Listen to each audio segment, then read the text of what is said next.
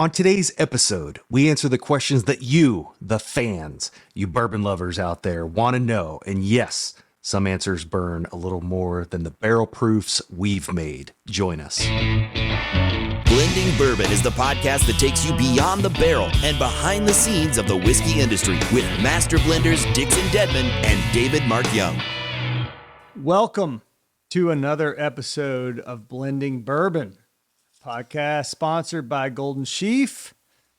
My name is Dixon Dedman of 2XO Whiskey, joined as always by my friend, the pride of Omaha, the master blender of Golden Sheaf, who is only more famous because he's also trying to bring back the male belly button ring one fan at a time.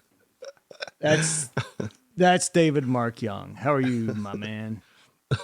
I'm amazing. Dixon Dedman, how are you? Good.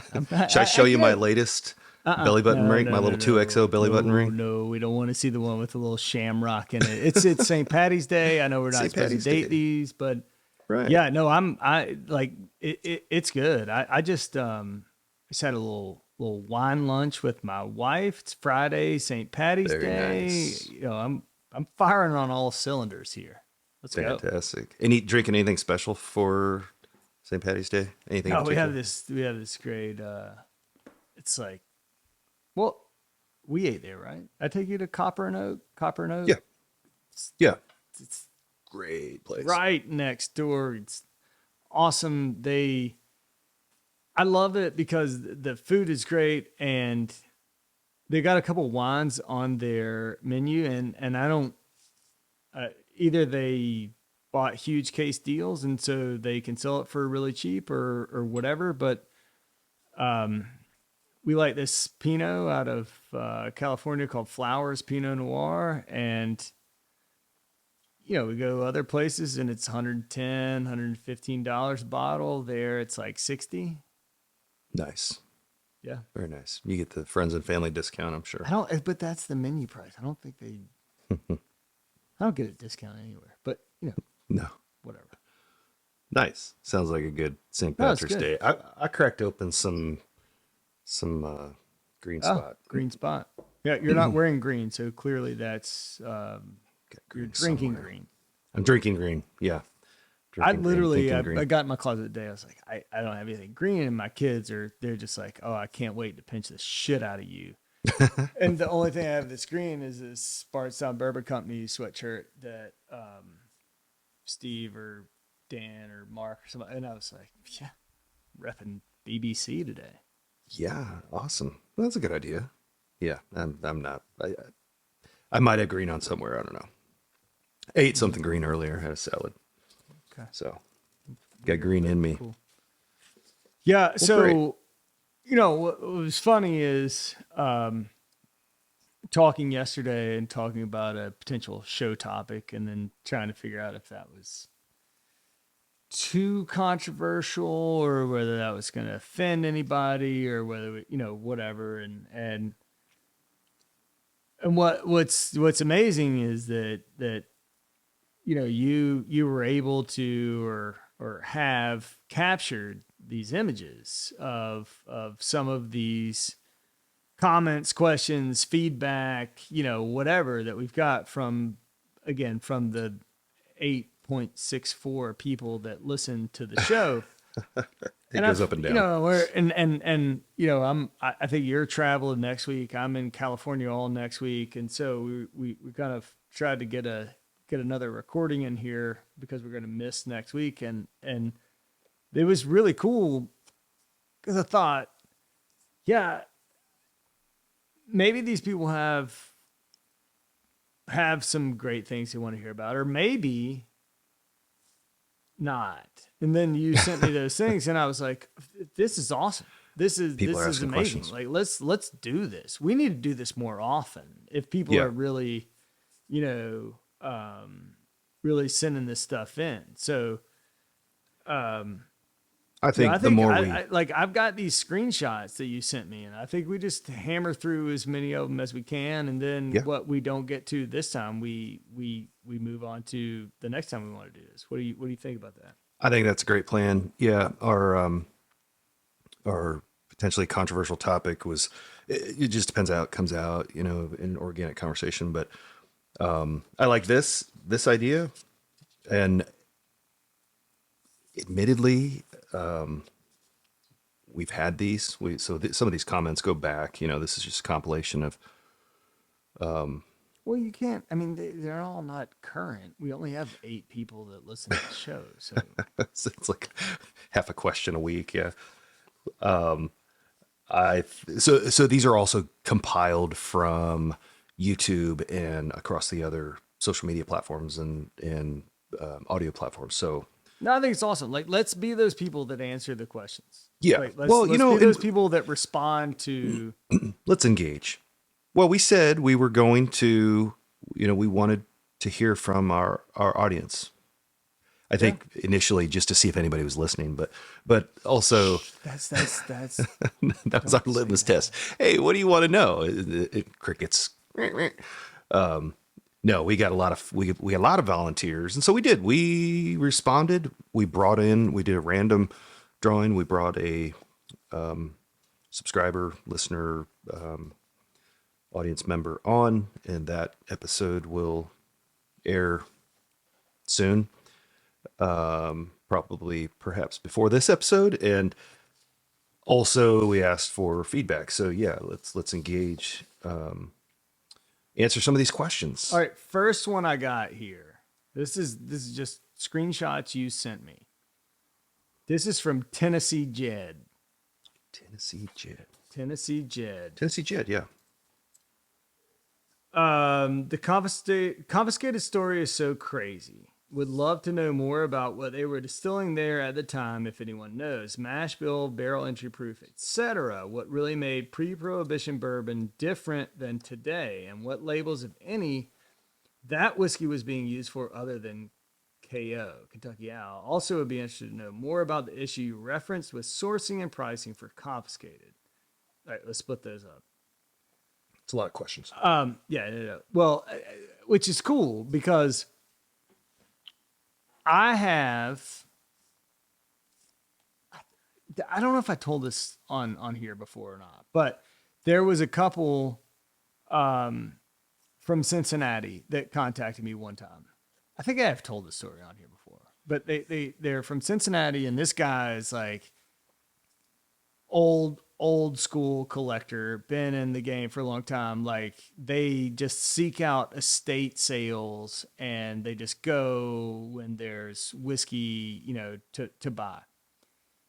I don't think you told this. So they contacted me and said, hey, we'd like to come down and have dinner with you at the Old Owl Tavern, which is, part of Beaumont Inn, which is what I had then. And I said, okay, great. And they said, we'd like for your dad to come. And I said, okay, I'll get him there. So we sit down at the table and have a nice little dinner and just talk about, and they're like, this guy is way before people were collecting Dusties, and this guy was just, it was his thing. It's people have things, and like the OG. Yeah, but it wasn't to profit from it. It wasn't to sell it. It wasn't to move it. It wasn't because I'm going to buy, I'm going into these old liquor stores to flip this bottle. Like, this guy he's a historian, basically. He's a whiskey historian. He's like a Chet Zeller, So he brings out, I know the first thing, like, I had the pictures on my phone, but I said, old Overholt. There was 3 or 4 things from the teens, right around turn of the century, early 1900s stuff. And we finished dinner, and he says, the reason I brought you here is this. And he pulls out this little half pint. Ooh. And it's a half pint, and it's a bottle, and the label says Hudson Triple X. And it says Kentucky whiskey. I think it's just Kentucky whiskey. I wish I had it here. It's at my house. It's Kentucky whiskey. And I was like, well, that's kind of cool. I don't never really heard of it. I don't know much about it. Obviously, somebody's recently bought the name to Hudson and, turned it into something.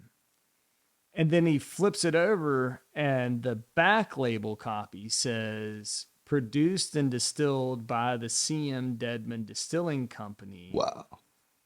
Oregon, Kentucky, whatever. So basically, for the first time in my life, this is probably 10-ish years ago.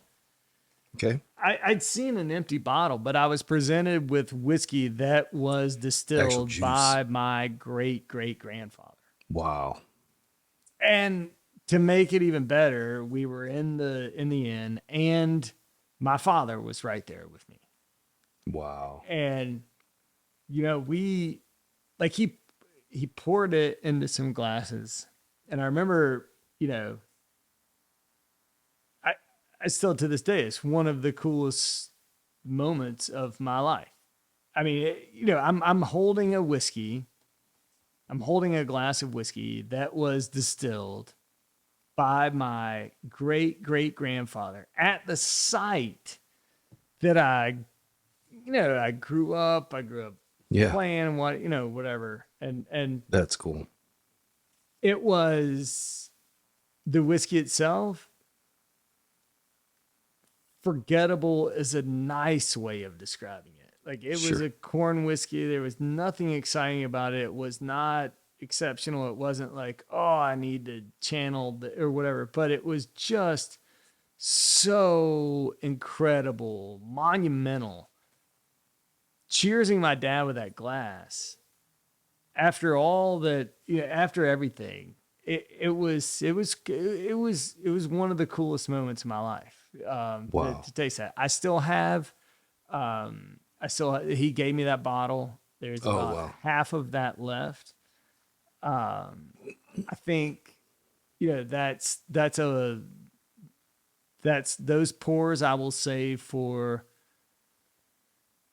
each of my children when they turn 21. Like we're going to have a drink of this. This was distilled by your great-great-great-grandfather. Wow. So what time frame? Stuff. What year? The stuff roughly I would that have have been was produced? distilled in 1906 and bottled in 1913. Oh man. Yeah. That's incredible. Yeah. That's so exciting. So I love that. To answer Tennessee Jed's question, they were making stuff for Kentucky Owl, but also obviously doing some contract distilling for other brands. That's the only one that I know of. It was Hudson Triple X was what I had, wow. and on the back it said, distilled by C.M. Dedman, which was that's really cool. Really freaking cool. Do you have other data as far as like price points and quantities? No, we had all that stuff, and what's funny. I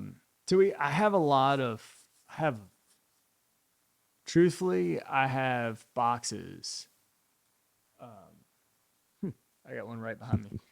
I have boxes of stuff that they found, like my family stuff and the bourbon stuff they found. But a lot of the specific distillery information was in the office there, and there was a huge flood in I think the 30s, and it took the office out and washed everything away. Oh no. So, but you have some stuff. No, I mean,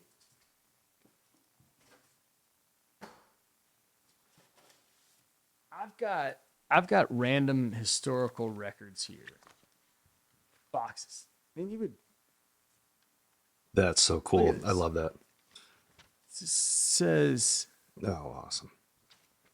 This says inventory taken by somebody September 30th, 1892. Wow. This is That's really cool. look, Mattingly and Moore Distillery. Wow.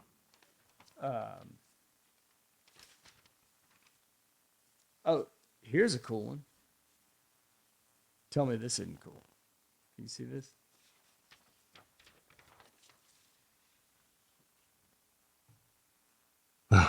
That's awesome. Old Granddad. Wow. That's incredible. B.B. Hayden and Co.'s Nelson County Old Granddad handmade sour mash. This is Hobbs, Kentucky, April 18th, 1893. This letter. Wow. 1893. That's cool. Man. Yeah, you got to get that stuff preserved, put in plastic or behind glass or something. No, I mean I've I've got boxes. I've got files of this stuff. Yeah, that's cool stuff. Makes me want to rip out my old bottles and things I've got laying around. Yeah, that's cool stuff. Do you get into that? Do you get out and try? I mean, you have this stuff because it's from, your family lineage, but outside of that, are you nostalgic with those things? I mean, I've been in your place there, and you got some cool stuff, but it's all, we tasted some pre-prohibition. Yeah, it's just, whiskey. I mean, it's just neat. Like, it just makes you feel like what you're doing is a part of something, bigger than, I'm just releasing a brand. Like, you know what I mean? Like, it's... Yeah. Well, yeah, here's something to think about. 100 years from now, when somebody's, digging up a construction site, they're going to come across some, some 2XO swag or some, some old relic 2XO bottles or some, Right. Kentucky Owl bottles for that matter. I think that's kind of cool to think about when you dig up some old, I'm going to grab my old bottles here too. They're just right here. So yeah, what other questions? Or All was right. there a follow up to that one? No, well, there was, but let's move on. Not move on. We'll come back to Tennessee Jed has some legit questions. There's quite a few. I like where I need to spend some time with Tennessee. We need to get Tennessee Jed on the show. Let's do it. Jason Harris. Yep. Jason Harris says, as part of the 9 followers, so he's clearly a listener. The favorite part of his week is the uploads. Would like to get y'all's view. Do you believe the whiskey community is overlooking the opportunity to proof down off-the-shelf bottles and therefore potentially discover a new favorite bottle? That the community at large is assuming that the bottling proof and flavors is the only experience to be had. I think that's a freaking amazing question. And I'm going to take that a step further, Jason, because I was Mr. Barrel Proof for a long time. Like, the first 7 things. The first thing I ever released that was not barrel proof was batch 1 of Kentucky Owl Rye. But I'm actually going to toss this to you, Mr. Belly Button Ring, because you're kind of still, and I think that's how you earn your salt, right? Like that's part of how you earn your chops, is because there is nothing that you can hide at barrel proof. Barrel proof is barrel proof. Right. There's no, if it's, yeah, when you start proving things down and start, whatever that, but you're right now, like most of what you're doing, right, is at barrel proof, is at proof. I mean, you've started to cut some stuff down, right? But I mean, That's your part first- of my process. yeah, your first things were,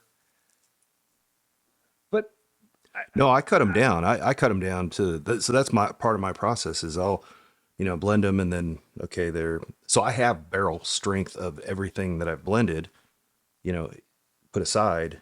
But bourbon batch 1, for example, the original recipe, the wheated bourbon was I have a bottle of it. It was 129 proof barrel strength, Oh, and I okay. brought it down to 103. Okay, never mind. You're a cheater. I'm just Well, kidding. but No, I've got that's that. I think the genesis of his question is, and it's funny because like the marketing people I work with, they're always like, how do you recommend people drink it? However they want to drink it. I don't know. With Diet Coke, with Mountain Dew, I don't care. With on a cube of ice, neat, whatever. But his point is very valid. It's like, responsibly. oh, yeah, in moderation. But his point is very valid. Is just that. Like, okay, you know, you let's say batch 1 Gold Chief. You put it together and you loved what happened at 129 proof.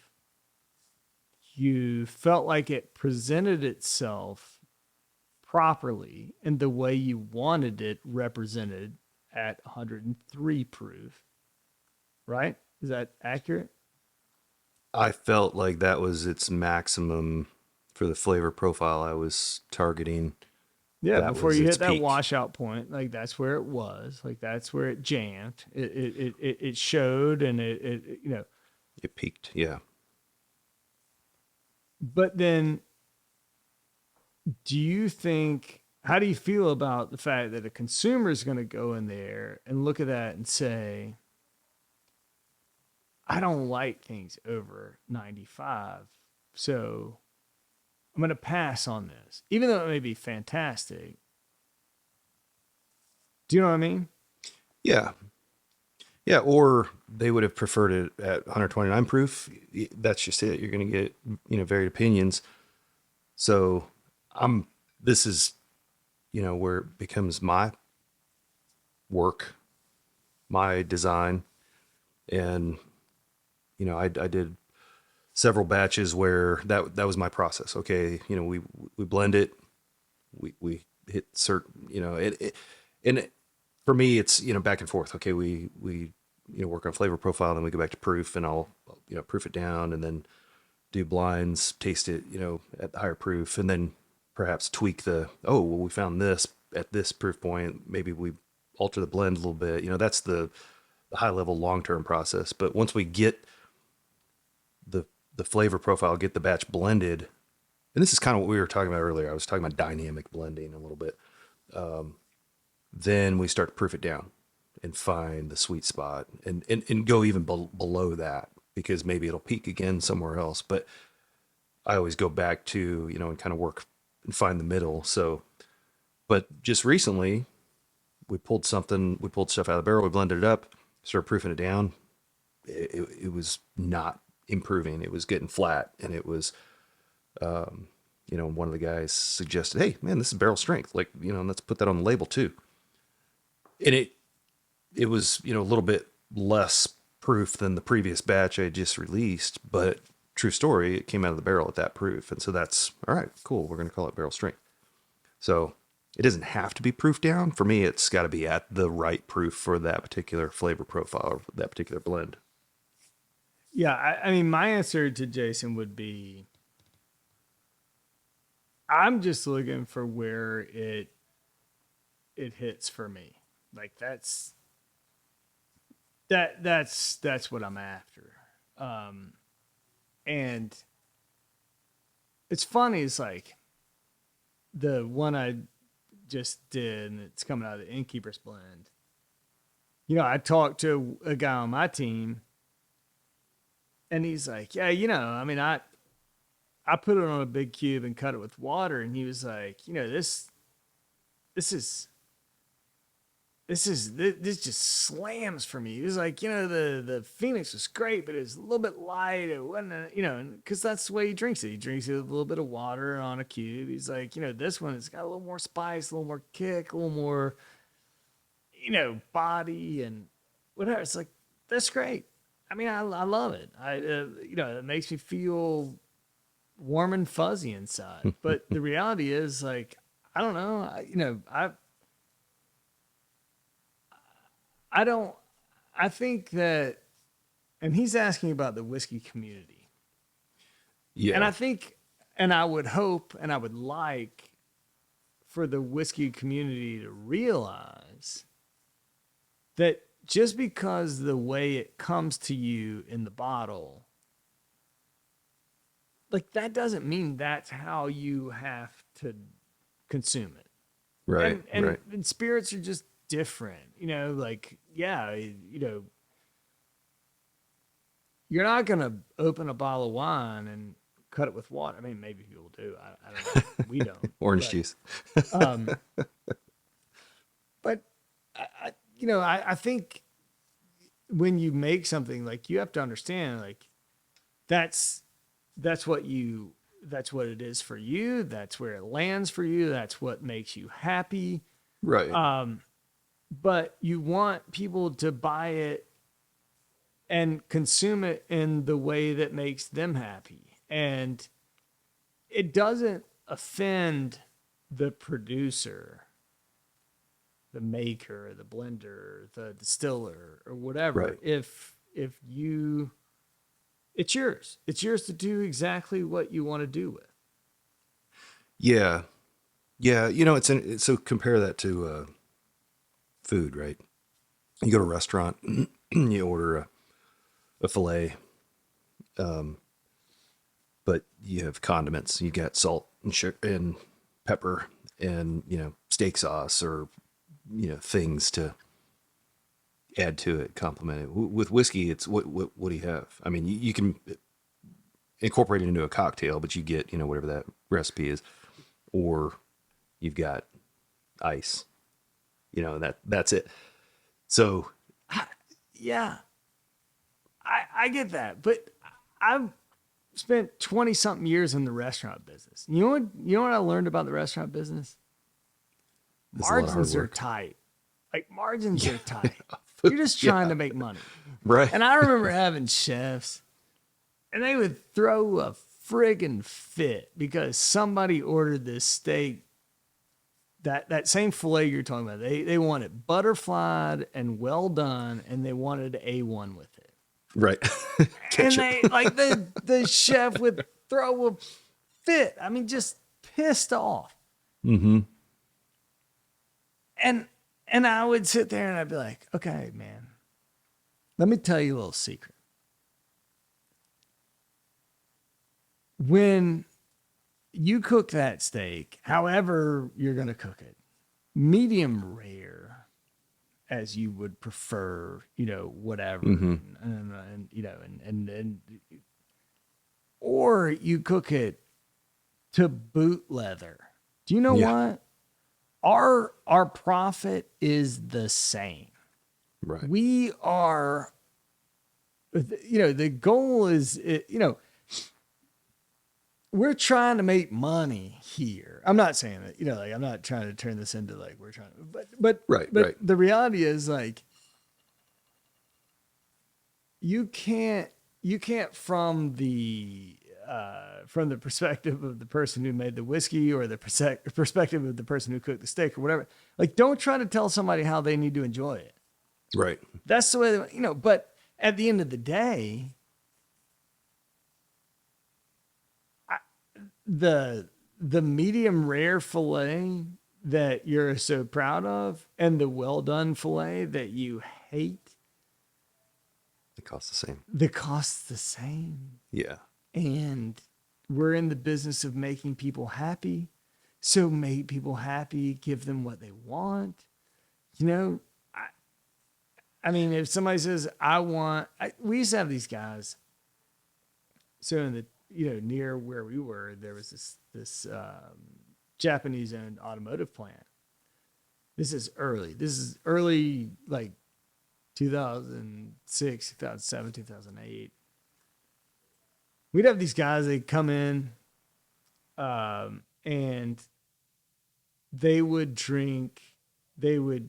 and I think then a shot of Pappy 23 was like maybe $15-$16 in our bar. Okay. And they would just walk up to the bar and take shots of Pappy 23 and chase it with Budweiser.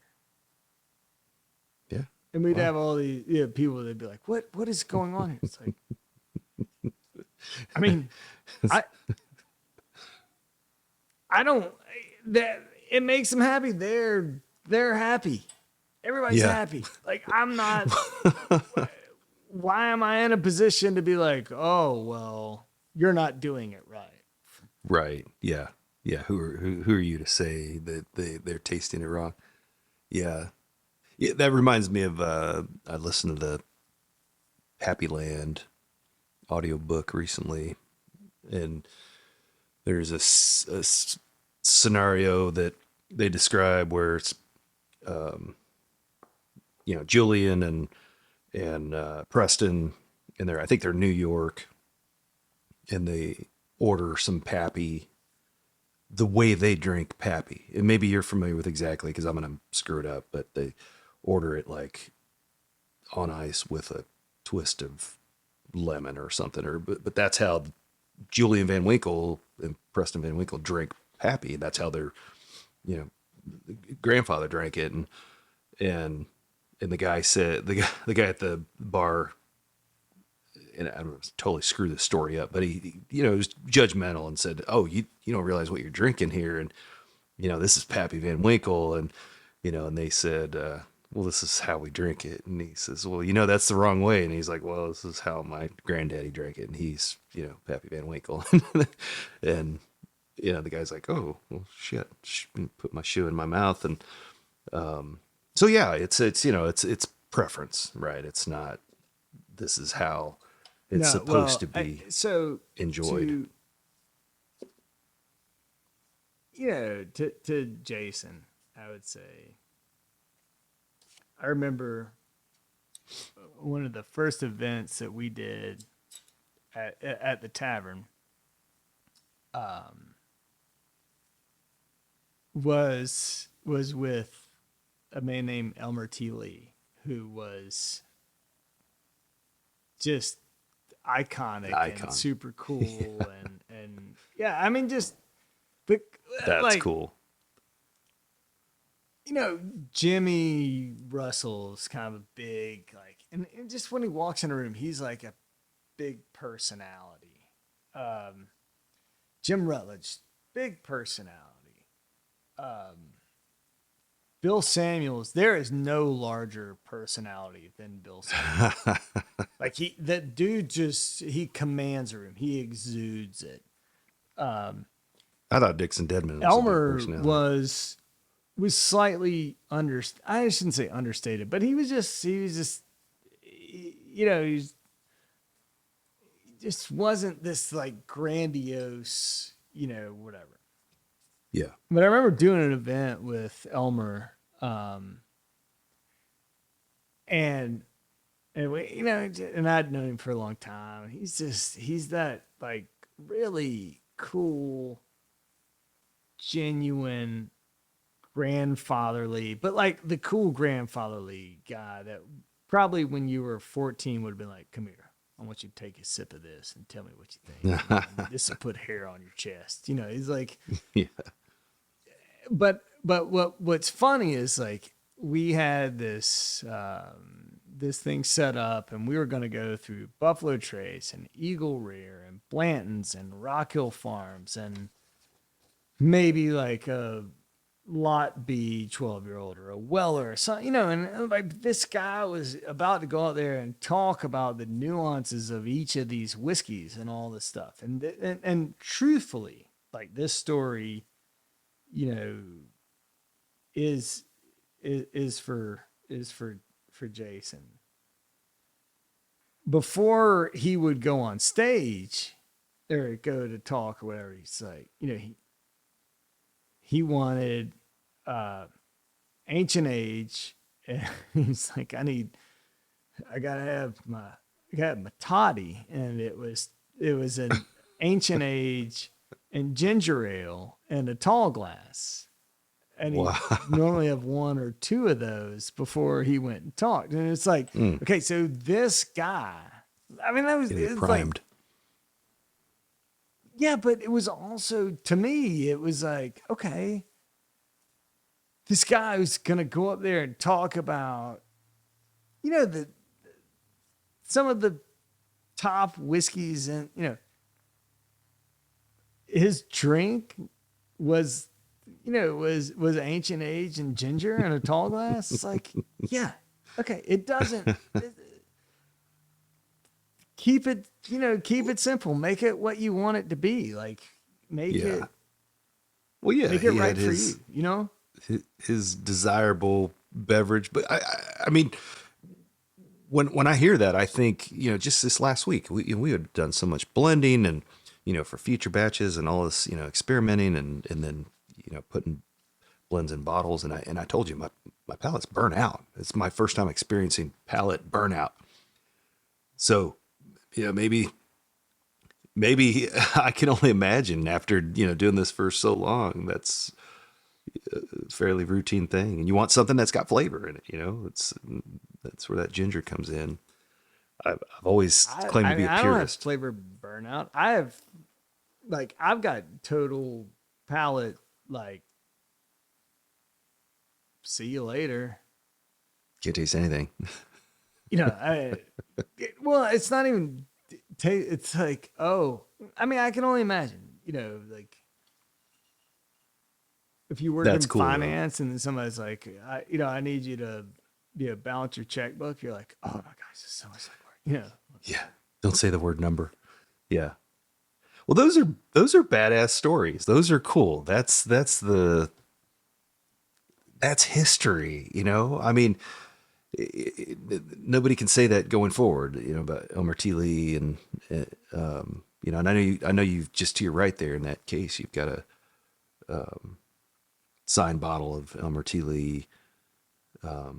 I forget the significance, but I know that's a pretty special bottle that you have there. So that's some good insight. Good. And you're a good storyteller, Dixon. No, I just kind of make it up as I go. I told you before, my grandfather always said, never let the truth get in the way of a good story. So All right. So I have an One easy more. question. Easy One more question, for real you. quick. One more from me. I have an easy one. This was who did this come in from? This was from the NOLA folks. This is quick and easy. Will you guys be coming to the New Orleans Bourbon Festival? And I think it's next week. The short answer is sadly no. Unfortunately, but there was a request to come do the podcast at the New Orleans Bourbon Festival, and Dude, I was all about that. I was actually supposed to be at the New Orleans Bourbon Fest, and then it got shut down with COVID. We were going to do this like crazy Kentucky Owl thing down there. Those guys are awesome. I don't know if you've connected with this guy. Instagram, he's like at Bourbon and Rye Club. Mikey. Yeah, that's who asked the question. Mikey is, Mikey's kind of, he's like who I want to be when I grow up. Like, he's just, and part of that is because he's so damn cool, and part of that's because I don't think I can look cool in a like a bowling jersey like he does. Like, he's just, they're just amazing people. But I don't get home from California until late Friday night, and they said, hey, can you tack on a couple more days? And I was like, I can, but I think I'll be divorced if I don't get home. But that, New Orleans Bourbon Society is supposed to be really amazing. And I'm sorry I haven't made it there. Not because anybody gives two flips about me, but because I would just like to experience it. Yeah, let's maybe we can get down there. We've talked about a road show or getting down to New Orleans, or getting somewhere on location, doing something. Maybe we can Show up in New Orleans, do an event sometime. All right, last one. You have Last one. You have only a few minutes to answer this question, but this is directed at you. Also, David, you said you had some barrels not turning out how you hoped. Maybe you and Dixon could explain what you do in that situation or plan to do. Do you move them or rotate them? Do you start looking at a double oak or other finishing? Or you just leave it alone and cross your fingers? So, David, All the above. you buy barrels and you think they're good, and then they suck. What do you do? Oh, so I have a couple barrels that we've set aside because they're going to be long term. So we've rebarreled them. And unfortunately, these are aged product, upwards of double digits, and rebarreled them into some new barrels, and then added some. We went the efficient route and chopped up some new staves and added them to the barrel as well. And I actually tried one of them this past week, and surprisingly, it's coming around. It's actually going in a as if we have some sort of magic power to force it in a direction. It just had kind of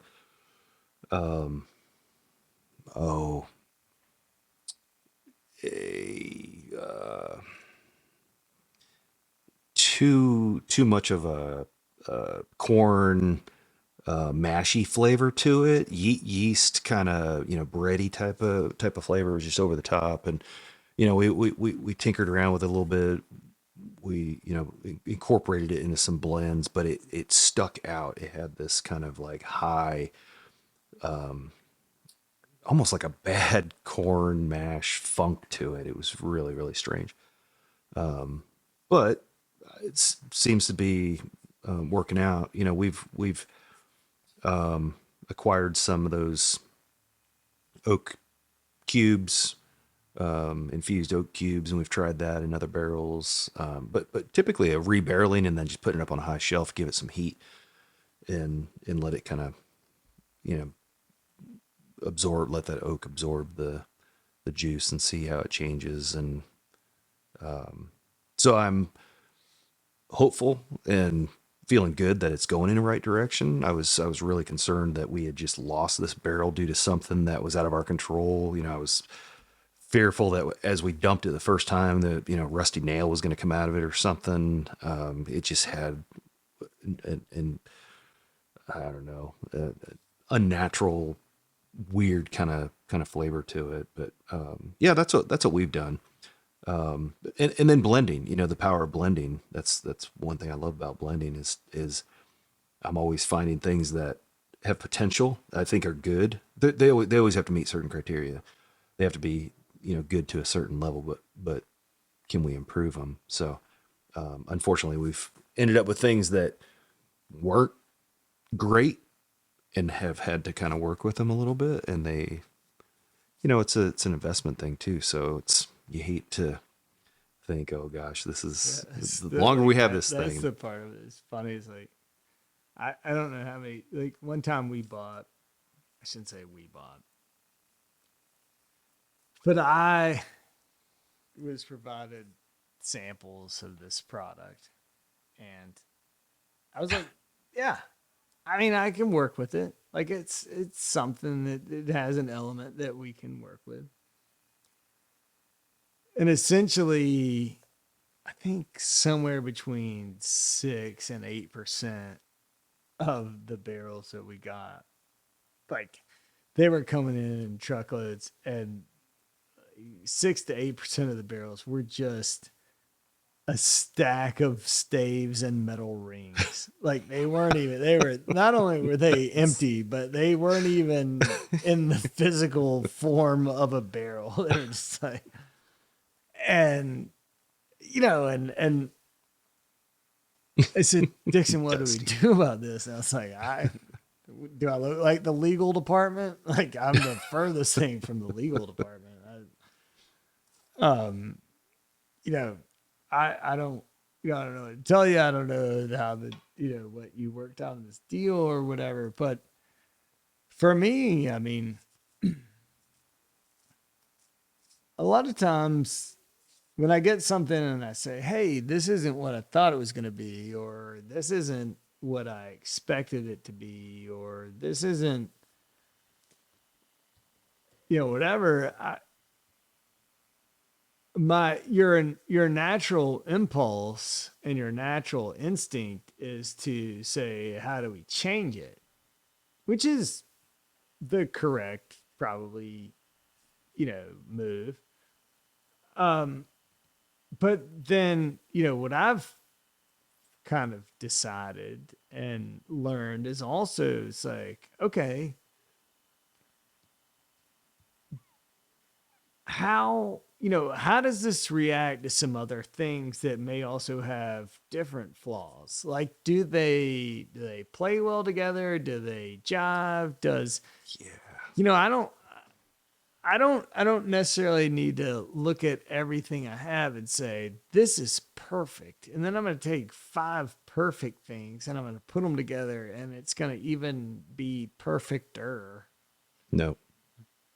Doesn't Before I ever start fooling around with stuff, I'm like, okay, let's just see how this works with this. Like this, okay, yeah, it is. It's a little over oaked. It's a little musty. It's got a little too, that tannin sensation. But if we put this with something that's super spicy and has a lot of kind of fruit forward notes and lives, like what do they do? Like how do they play? Right. Like how does that? So I on more than one occasion. Actually, people really want old Kentucky All stories. I got a really good one, but for another day. But like I just when you're really blending, when you're really assimilating different components, it's a real mistake to taste something and say, hey, this doesn't work. I need to change it. Because a lot of times you can actually take that stuff and partner it with something else, and it may be just fine. Yeah. You know what I mean? Yeah. Yeah, for sure. I heard a podcast recently that you were on, and there were a lot of things that stood out. But one thing you said was, it was kind of, I think the question was what you strive toward, or, what you look for in a good blend, and complexity was basically the answer. And same, however, I've realized more and more that there's such thing as too much complexity. It can get too complex, and then it's your stories of math not adding up, 1 and 1 don't add up to 2, and it gets real wonky. It gets really upside down, and It's true. and it's kind of hit or miss. But it's challenging. It's fun. No, it's totally true. But it is. I stand by this, and I'll say this, and then, I'll tell you I love you, and we'll ride off into the sunset. But it's not the biggest part of what you do and what what I do, or what we're challenged with, and it is having the confidence to say, this is where we stop. This is where it ends. This is this is it. And like that, that's hard. That's like tough. It is hard. If you're not confident in what you're doing and what you're, whatever, then you'll just keep searching, right? You'll just keep saying, well, this isn't right. I'm gonna take it a step further. I'm gonna take a step further. I'm gonna go here. I'm gonna add this. I'm gonna do that. But and that's really, that's what makes this and what we do difficult, but also that's the challenge of it, is the ability to say, here it is. Here it is. Yeah. Like this is it. the one. This is the one that's going to get be the final blend, and everybody gets to. Yeah, that's tough. That's a lot of. It's probably self pressure, but yeah, that's tough. And then, but then, survey says, okay, great. You get some good feedback, and consumers are happy, and. I know you got a pub crawl going on there. Sorry, I got people leaving. I got people coming in. Bring people in. Bring them in. So let them say hi on the podcast. No, this is not the crew you want on the podcast. No. All right. I got to go. Good. This is great. Let's wrap it up. This is great. Let's wrap it up. I just want to share these. It inspired vintage me. bottles. I know. Pulled out awesome. we're getting all historical here, but yeah, this has been a great talk. Let's carry this over. We'll talk about some of these. We got pages and pages of notes, and love the feedback. Guys, let me keep the feedback Tennessee coming in. Jed, Jason Harris. We got a lot. Jason Harris, Chris. We got to get Chris. Actually, we need to have Chris on the show. We need to get Chris Elise, and I hope I'm saying that name correctly, but we need to get him on for sure. Yeah, that dude's awesome. Yeah, but, we've got right. a bunch of Cheers, awesome. bro. That's just it. We've got a bunch of awesome subscribers. Yeah, so let's do it. Let's get them on. This has been awesome. Cheers to you. Quality over quantity. I'd rather have 7 quality subscribers than 300,000 quantity. Right. Yeah. Right on. Happy St. Pat's, brother. Cheers. Yep. Don't forget to like, Cheers, subscribe, comment, share, all the things. If you have questions for us, send them to us. We will talk about them. We will engage with you, and we want to hear what you want to hear. Cheers. Cheers, bro.